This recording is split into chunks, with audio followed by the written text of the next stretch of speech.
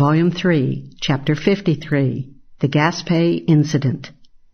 During the period of relative calm, trouble had not only been stirred by British aggressiveness against Massachusetts and South Carolina.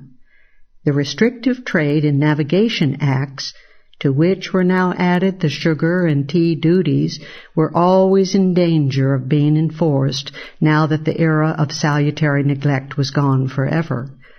Underneath the seeming calm, there remained the inner contradictions of potential conflict over enforcement. Only a spark, only a minor incident was needed to bring this potential to the surface. Customs enforcement had been intensified since late 1771. Already in November, 2 incidents of resistance against the officials had occurred. The controller of customs at Falmouth, Massachusetts, had been forced by a mob to tell them the name of an informer. And off Philadelphia, 30 armed men captured the crew of a customs schooner and rescued a confiscated merchant vessel. It is not surprising, however, that the culminating crisis should have burst forth in prickly, steadfastly independent little Rhode Island. Here was a colony that valued its trade so much as to have proved a poor security risk during the days of non-importation. But this very spirit led the Rhode Islanders to resent with particular bitterness British customs collectors trespassing upon their freedom of trade. Rhode Island had had a stirring recent history of conflict with customs officials. We have already seen its struggles with the hated John Robinson. After Robinson became one of Boston's customs commissioners in late 1767, he was replaced as Rhode Island Collector of Customs by Charles Dudley, Jr., and the Rhode Island resistance continued. In May 1769, the customs commissioners sent to Newport the Liberty, which had been converted to a naval sloop after being seized from John Hancock. The Liberty, commanded by the zealous Captain William Reed, promptly began to seize merchant vessels right and left. This intensification of customs enforcement in Rhode Island swelled the resentment of its citizens. In mid-June 1769, Dudley's deputy collector, Jesse Saville, was seized as an informer by an angry mob and nearly beaten to death. Whereupon the fiery Providence Gazette trenchantly declared that Saville was treated with more tenderness and lenity than is perhaps due an informer. In mid-July, Captain Reed called the attention of the townspeople of Newport to the depredations of his sloop. For in the harbor, the Liberty fired brutally upon one of the ships it had seized, even firing upon the captain escaping in an open boat. The next night, the angry people of Newport rose up, forcing Reed to remove his crew from the Liberty. They grounded, scuttled, and then burned the customs sloop to the ground. The seized vessels naturally took the opportunity to escape.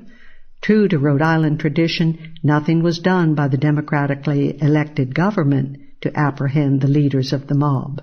Finally, by the spring of 1771, Rhode Islanders were moved to proceed against Dudley himself. The highest representative of royal authority in Rhode Island was beaten almost to death. Thus the stage was set in Rhode Island for the smashing of the relative lull of 1770-72. In March 1772, there sailed into Rhode Island waters the British naval schooner Gaspée, commanded by Lieutenant William Duddingston, known to Rhode Islanders for having savagely beaten up a defenseless fisherman in Pennsylvania 3 years before. Duddingston lost no time in impressing his personality upon the public. Without even notifying Governor Joseph Wanton, Duddingston illegally launched a systematic campaign of hounding local vessels. Soon Duddingston intensified the drive and arrogantly stopped, searched, or fired upon everything afloat on the pretext of rigorously enforcing the laws. Duddingston and his men also stole livestock from Rhode Island farms and lumber from woodsmen. The public was understandably hard put to distinguish the British sailors from mere pirates. The Rhode Island merchants proposed to outfit an armed ship to rescue any vessel seized by the Gaspée, but Admiral John Montagu, based at Boston, scotched the plan by threatening to hang all concerned as pirates.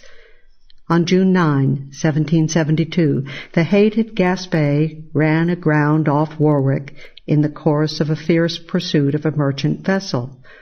When the people of Providence heard the good news, the town's wealthiest merchant and a son of liberty, John Brown, organized a joyous party of citizens to finish the job begun by nature. Brown and his party, which included James Sabin and Captain Abraham Whipple, sailed to the Gaspée, shot and wounded Lieutenant Duddingston, removed the crew, and burned the Gaspée to the ground. A satisfactory night's work done, the people of Providence then went about their business. Ever since the attack on the British vessel St. John 8 years earlier, Rhode Islanders had been steeped in the pleasant tradition of a lack of strenuous search by the government for the parties responsible for such incidents. But in early September, the Crown suddenly decided to bypass Rhode Island authorities and to send the guilty parties to England for high treason. A royal commission of inquiry was appointed to find the culprits, deliver them to England via the Royal Navy, and to call on General Gage's troops, if necessary, for support.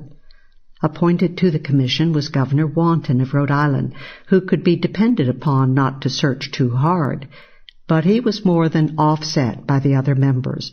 4 of the top royally appointed judges in the colonies, specifically Robert Auchmuty, who was the Vice Admiralty Judge at Boston, and the Chief Justices of New Jersey, Massachusetts, and New York. Now here, in the escalation of law enforcement into the hands of British authorities by setting up a Star Chamber procedure and threatening trials for treason in England, was not only a dramatic incident of conflict, but also a serious threat to colonial liberties. The Pennsylvania Journal, representing American sentiment, warned that such a commission could make the lot of the colonists worse than the subjects of the most despotic power on earth. Thus, in June 1772, the people of Rhode Island burned the British schooner Gaspée, and the British reacted ominously by appointing a royal commission of inquiry in early September. The latter move was followed later in the month by a step long feared by the citizens of Massachusetts, the announcement of a decision by the Crown to pay judicial salaries in Massachusetts out of customs revenue. No longer would judges be paid by, and therefore subject to, the control of the Colonial Assembly. Specifically, the salaries to be paid permanently and securely by the Crown were those of the Attorney General and the Solicitor General of Massachusetts and the 5 judges of the Superior Court of the colony, a reward to precisely those officials who had shown their tenderness for the British troops responsible for the Boston Massacre. It is not surprising that these deeds, especially the appointing of the Gaspée Commission, should have aroused the dormant radical movement in America, or that the first sign of revival should have come in Massachusetts, or that its first spokesman should have been Samuel Adams.